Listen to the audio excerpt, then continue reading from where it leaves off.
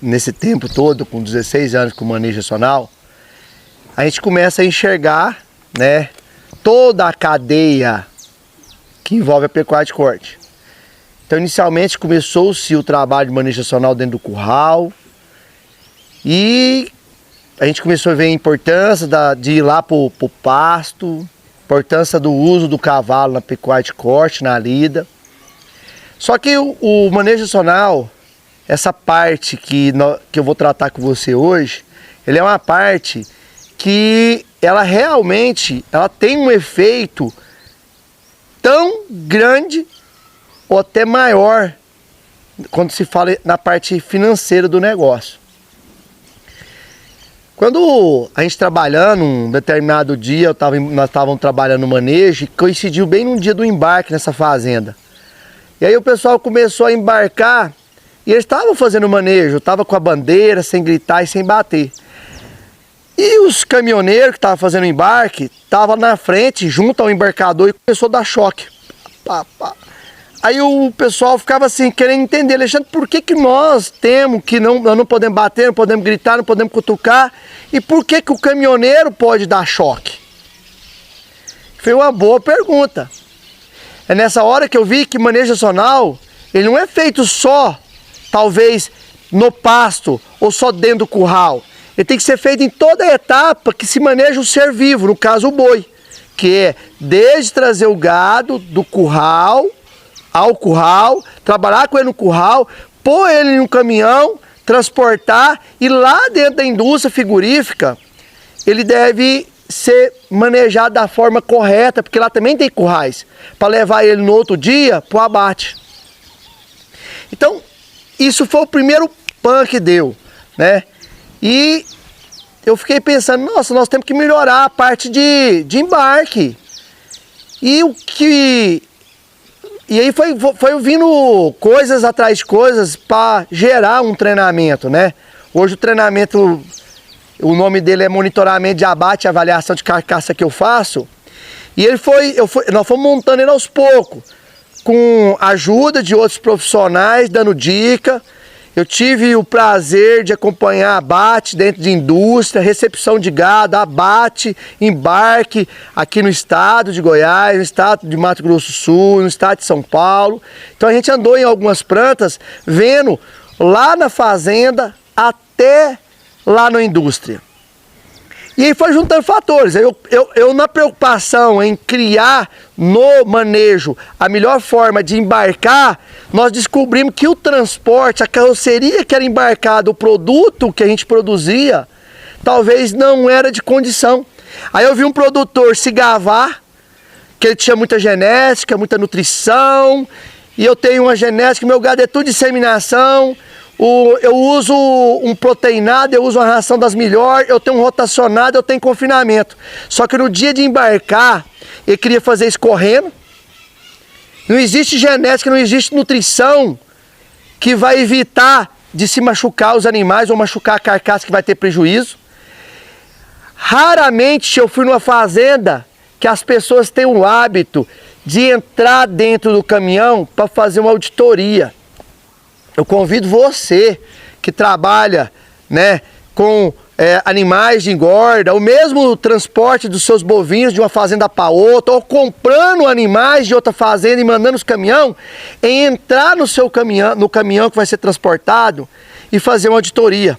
Saber como que está o piso, altura de porteira, se tem alguma ponta perfurante ou cortante. Então, quando a gente entra no caminhão, você vê situações e situações que podem prejudicar diretamente o que você demorou 2, 3 anos para produzir. E a gente não tem esse hábito de entrar na carroceria para fazer essa auditoria. Bom, então eu estou falando em embarcar de uma forma legal, é onde que no vídeo, quando eu falo dos 5 pontos de empacamento, a gente vê que uma grande falha quando a gente trabalha no monitoramento de abate e avaliação de carcaça, que a maioria dos embarcadores são embarcadores abertos e retos. Então, a partir do momento que ele é aberto, os animais vão ver as pessoas ali no ambiente, objetos, e ele vai empacar, e a pessoa vai dar choque.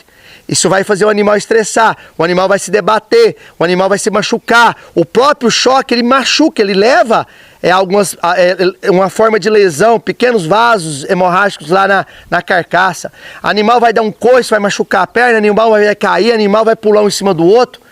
Então eu tenho que fazer, eu tenho que ter um embarcador para embarcar o que eu produzi, pensando que o que eu estou embarcando não é simplesmente boi, mas sim carcaça.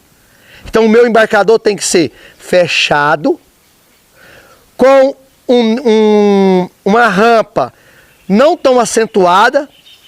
Dentro do treinamento a gente dá todas essas medidas, o comprimento da rampa, o ângulo da rampa.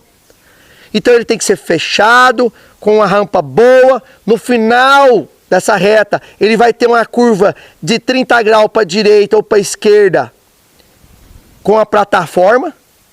Da forma que quando o animal está subindo, ele pega o plano, mas ele vira para a esquerda ou para a direita, permitindo que esse animal suba sem ver nada.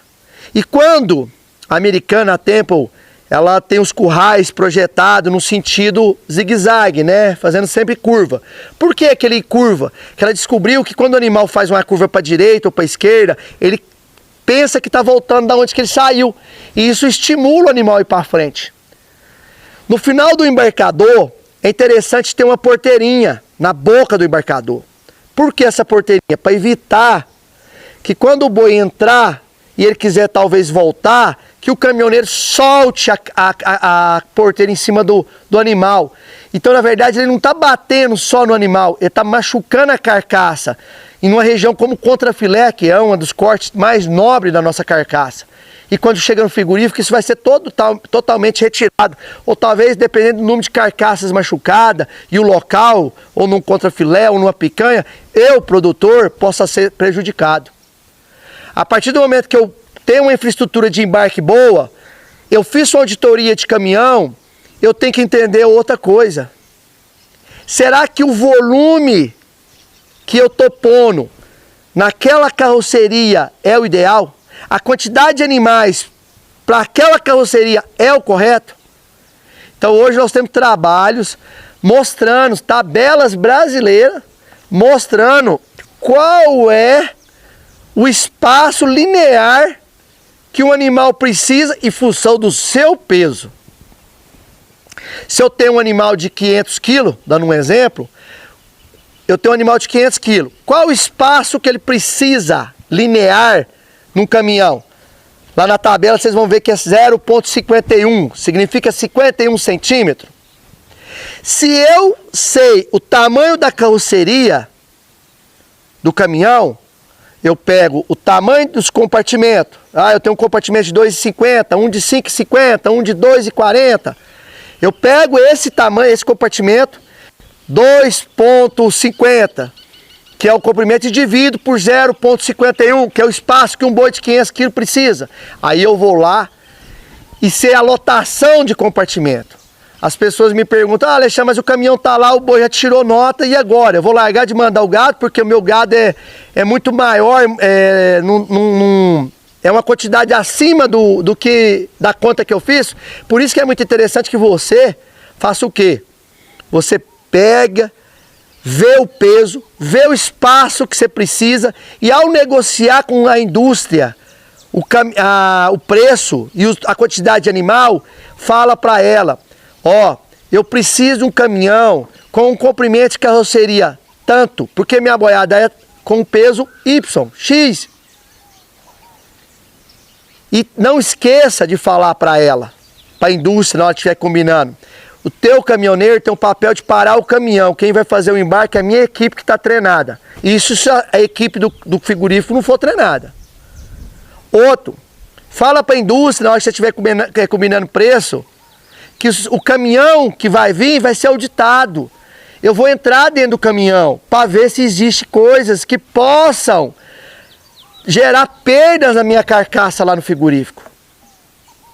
Então, eu falei da instalação, eu falei do caminhão, e aí isso foi gerando mais coisas. Então eu estou monitorando toda a linha, né, de abate. E aí você vai: mas a linha de abate não é aquela dentro da indústria? Não, a linha, o monitorar o abate, é quando eu vou lá pegar o gado lá, porque é o dia de eu estar juntando ele para ele ser abatido no outro dia. E aí ao fazer isso, e ao começar a ir nos frigoríficos, e começar a entender algumas perguntas que eu fazia para o produtor, como, você entra no caminhão? Não. O seu embarcador é assim? Não. Você sabe quantos quilos de boi que eu posso pôr por metro linear? Não. Eu comecei a aprofundar mais. Então eu tive uma oportunidade, o prazer de estar em Campo Grande, dentro de uma das maiores associações do Brasil, que é a Novilho Precoce. Agradecer o pessoal que sempre me tratou bem, né? O Calço, que é o diretor técnico da empresa lá, da associação. E foi um professor nota 10. Por quê? Porque ele fez, no momento que eu estava passando um tempo com ele lá, ele fez eu enxergar outra coisa. O produtor sabe qual é a carcaça mais lucrativa da fazenda dele. Ele sabe qual é a carcaça que dá mais dinheiro para ele na fazenda dele. Quando eu falo na fazenda dele, eu falo na região. Eu aprendi que talvez a carcaça que mais dá dinheiro para mim não é a que dá mais dinheiro talvez no sul de Goiás, ou não é a carcaça que dá mais dinheiro no norte de Goiás. Por quê? Porque o ganho que eu tenho na carcaça está muito influenciado pela indústria, pelo varejo que se encontra em torno do meu município, da minha fazenda. Então, eu comecei a enxergar que talvez a gente fica tão obcecado por uma carcaça padrão, única, pensando no universo Brasil ou exportação, e esquece de detalhes simples. Será que a sua carcaça ela vai ser bonificada? Será que ela vai ganhar esse prêmio que você está alvejando na hora que você faz uma genética e dá uma nutrição? Será que eu tenho indústria que está disposta a pagar a sua mercadoria melhor? Eu não sei. Então eu falo para você, faça um estudo do mercado que você tem, das indústrias. Para onde vai as carcaças produzidas na sua região? E aí você vai saber se existe algum mercado que está disposto a pagar o quê e pelo quê. Eu gosto muito de dar um exemplo. Eu vejo muitas pessoas ficcionadas em carcaças muito gordas, né? É interessante eu falar isso para vocês, que muito pecuarista mata boi 40 anos, 30 anos, e eu faço perguntas simples para ele, assim, tipo, você sabe o que é a diferença de uma cobertura de carcaça e um acabamento? Ele não sabe. Sabe por que ele não sabe? Porque ele só pensa em boi gordo, em vaca gorda. Ele tem que começar a entender que ele produz é carcaça, é carne. Em um vídeo eu falei, e volto a falar, e muitas das vezes uma dona de carne, uma dona de casa entende muito mais de uma carne do que o próprio produtor que produziu ele. Então, dentro do treinamento, eu tento mostrar para o produtor, para a pessoa que está participando, como construir a melhor carcaça. Qual que é a melhor carcaça? A mais lucrativa. A que vai te dar mais dinheiro. Muitas pessoas falam, mas é o Angus, é o Nelore, é isso, é aquilo. Não sei. Eu tenho que estar lá, nós temos que junto estudar o mercado da sua, eu falo micro-região. Tem indústria que está disposta a andar 300, 400, 500 quilômetros para pegar seu boi? Tem, só que você só tem uma carreta de boi. Uma coisa é você ter 1000 boi gordo para oferecer para a indústria. Outra coisa é você ter 50. Outra coisa é você ter 18. E mandar para o abatedor municipal, que se for top ou fraco, ele vai pagar a mesma coisa. Então, o exemplo que eu gostaria de dar para vocês pensarem, para você que está aí do outro lado, na verdade, pensar, é que o que mais representa ganho financeiro no seu bolso é o peso da carcaça. Então, vai pôr lá, eu vou pesar a carcaça, ela deu, exemplo, 300 quilos. A carcaça, as duas bandas deu 300 quilos. Aí, isso equivale a 20 arrobas. Eu tive 20 arroba, 300 quilos. Quanto arroba? 300. É um exemplo que eu estou dando. Aí o cara olha para sua carcaça e fala, nossa, mas a cobertura tá pouca. E o que é cobertura? Lembra quando eu falo em cobertura, eu lembro de coberta. É a camada de gordura que envolve a carcaça. Acabamento é a espessura da gordura. É a espessura. Acabamento. Cobertura é a área que cobre. Aí a indústria fala, nossa, a cobertura está escassa, pouca. Aí o produtor fala, mas e aí? Aí a indústria com certeza fala, não, mas é ruim, cobertura escassa, ele faz com que quando vai para a câmara fria do frigorífico, ela perde muito mais rápido a umidade da carcaça e ela começa a ficar leve, começa a perder peso. A carcaça começa a perder peso, que ela está na câmara fria, está evaporando a água, começa a perder peso. Isso é prejuízo para o açougue, para a indústria. Por quê? Porque quando ela vai levar para vender para o varejo, chega lá e pesa a carcaça tem X peso. E ela perdeu lá 5, 10% do peso, para ela é ruim. Então ela precisa dessa cobertura. Mas fazer cobertura com manteiga, com gordura, é caro. Então a indústria tem que entender que eu posso ajudar ela. E quero ajudar, desde que ela esteja disposta a me ajudar. Como que eu vou pôr cobertura e sabendo que gordura e músculo, peso de músculo e peso de gordura. Pensando numa mesma massa, gordura e músculo pesa mais que gordura. Músculo é mais barato para produzir que gordura. Músculo é mais rápido ser produzido do que gordura. Eu vou produzir a gordura necessária para a indústria não me penalizar. Agora, produzir gordura em excedente, isso tem um custo. E o produtor está disposto a arcar com esse custo? A indústria está disposta a pagar esse custo para o produtor? É isso que eu pergunto para você. Então, eu uso um termo dentro do meu treinamento que é ponto de equilíbrio. Qual é a carcaça para você, pecuarista, que vai mais dar dinheiro? Não é para o seu vizinho, não é para o seu primo lá em Tocantins, porque as pessoas têm a mania de olhar um canal lá, passando reportagem lá na Amazônia, aí falam, vou fazer igualzinho aqui, vou fazer igual. Peraí, será que o mercado teu é o mercado de lá? E quando eu falo de mercado, aí eu volto a pontuar que quando eu falo em produzir uma carcaça, eu estou falando em saber escolher qual o sêmen correto para pôr nas minhas vacas. Porque eu sei que a genética que eu vou pôr na minha vaca, através de um sêmen, vai ser a carcaça. Porque vai nascer um bezerro, vou recriar, vou engordar e vai para o frigorífico. Eu vejo pessoas porem sêmen, pôr uma determinada raça genética e esquece. O que eu vou ganhar por isso que eu estou fazendo? Hoje tem um trabalho muito legal que muitos produtores estão fazendo com outros produtores, ou até mesmo com a indústria, que são contratos. Ó, você produz esse tipo de animal que vai dar esse tipo de carcaça e eu pago isso para você. Isso é muito legal, sabe? Você garante que a genética que você está implantando, ela já tem um comprador. Mas a maioria do produtor, ele preocupa saber em vender o seu animal quando ele está pronto. Eu vou vender meu bezerro para quem? Ah, quem vai me comprar? Eu vou mandar para um leilão, eu tenho o cara que me compra esse bezerro porque é o invernista, eu tenho o travessador, eu tenho o catireiro. E aí? Depois que seu animal está pronto, no caso do bezerro, que você vai saber o que você vai fazer. No caso do animal gordo, você vai procurar a indústria que quer matar aquele animal. E aí entra a parte que o produtor tem que entender como é que funciona o mercado de carne. A indústria que você tem, ela trabalha com qual mercado?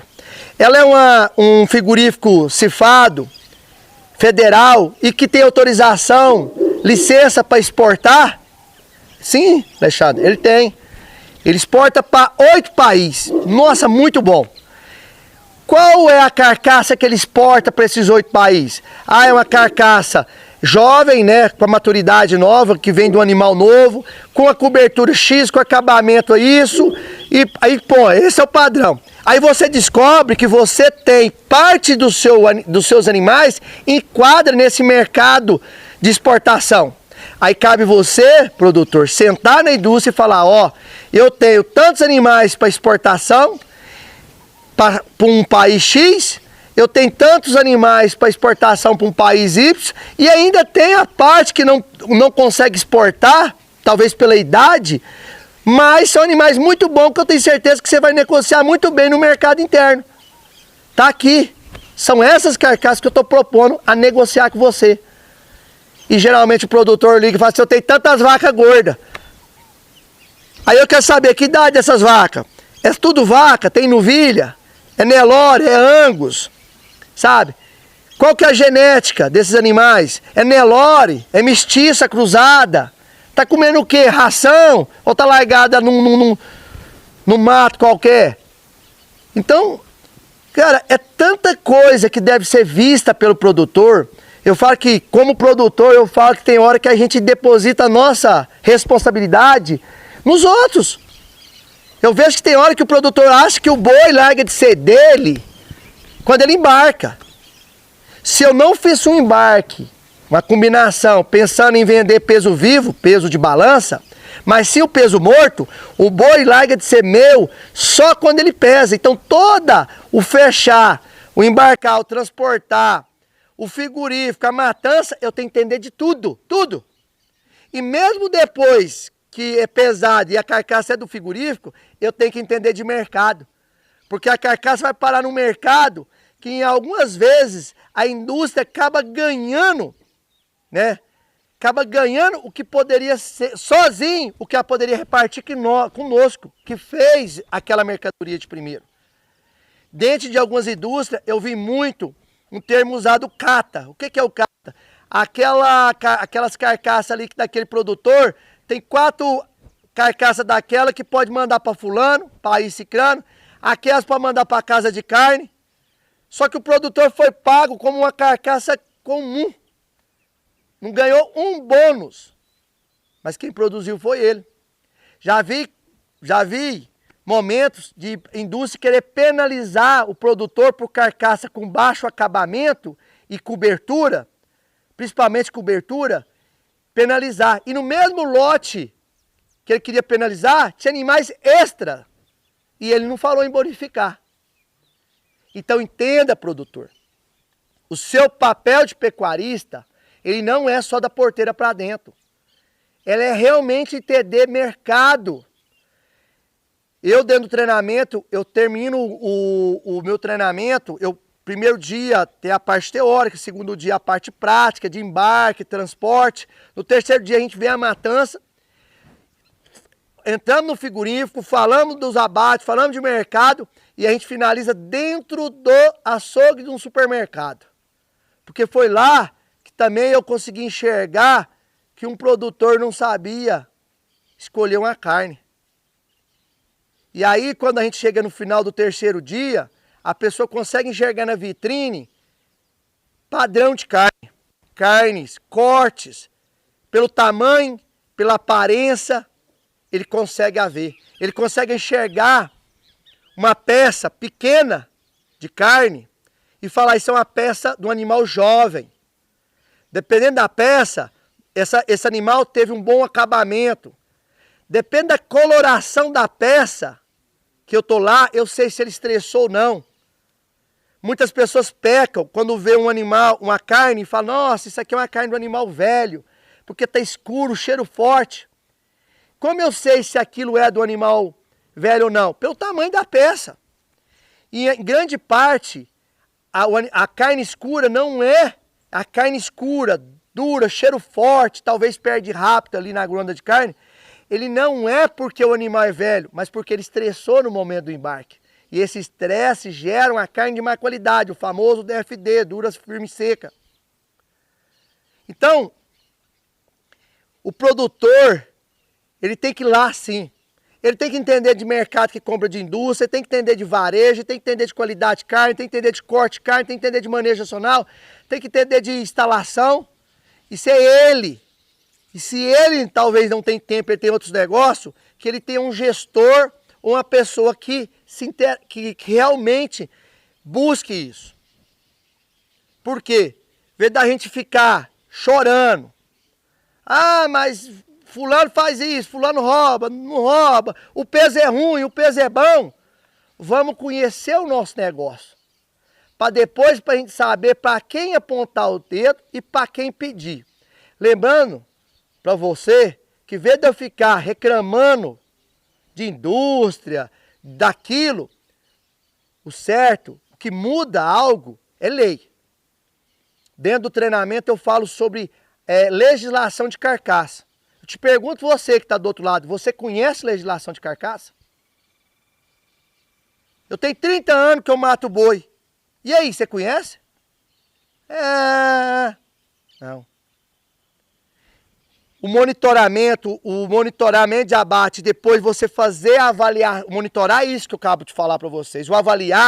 Avaliação de carcaça, é você ver o que você está produzindo. Como eu citei, cobertura, acabamento, né, idade. E muito importante para o produtor ter registro. Algumas empresas propõem fazer o monitoramento do abate lá para o pecuarista. O que eu peço para você que tem essa empresa? Peça a essa empresa que ela traga para você um relatório com dados que você possa enxergar coisas que estão sendo feitas e que não está legal, número de lesão, local de lesão e sugestão para diminuição dessas lesões.